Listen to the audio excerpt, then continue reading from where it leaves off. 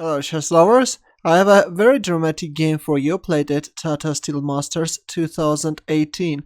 The reigning world chess champion Magnus Carlsen is playing against English chess grandmaster Gawain Jones.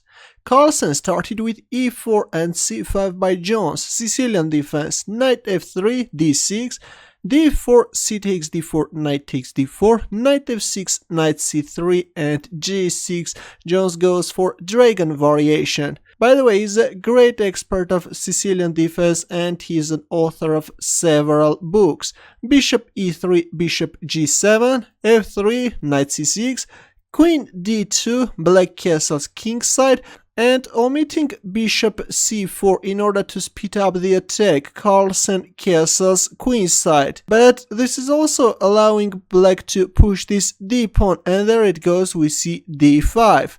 Queen e1, e5, knight takes e6, b takes c6, e takes d5, knight takes d5. These are variations seen many times. Bishop c4, intensifying the pressure on d5, bishop e6, king b1, again a very typical move when you are castling queenside, placing the king on a safe b1 square. Rook e8, knight e4, f5, knight g5. White wants to exchange the knight with his light square bishop.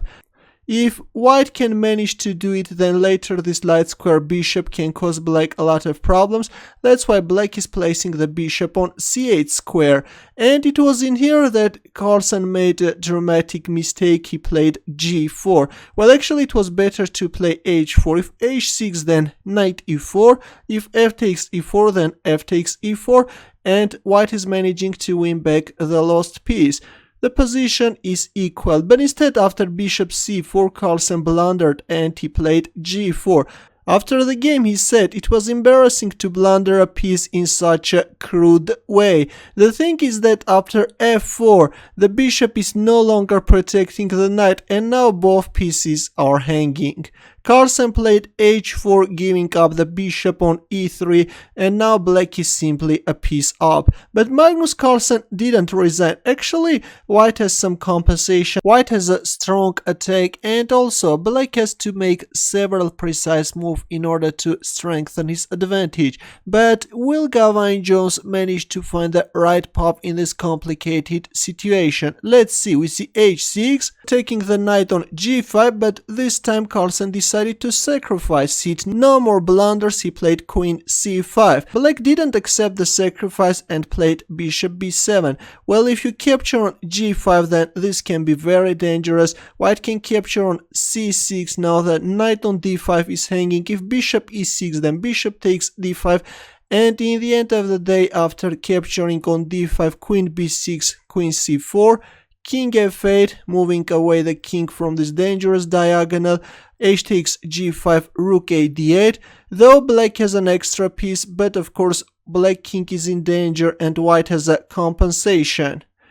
Black has to be very careful. Instead, after queen c5, we see bishop b7, which is of course a better continuation. Now comes knight e4 and rook e6. Well, playing bishop f8, kicking away the queen from this active c5 square, and then placing the king on h8, getting rid of this pin would have been better. But instead, after knight e4, we see rook e6. Now comes h5.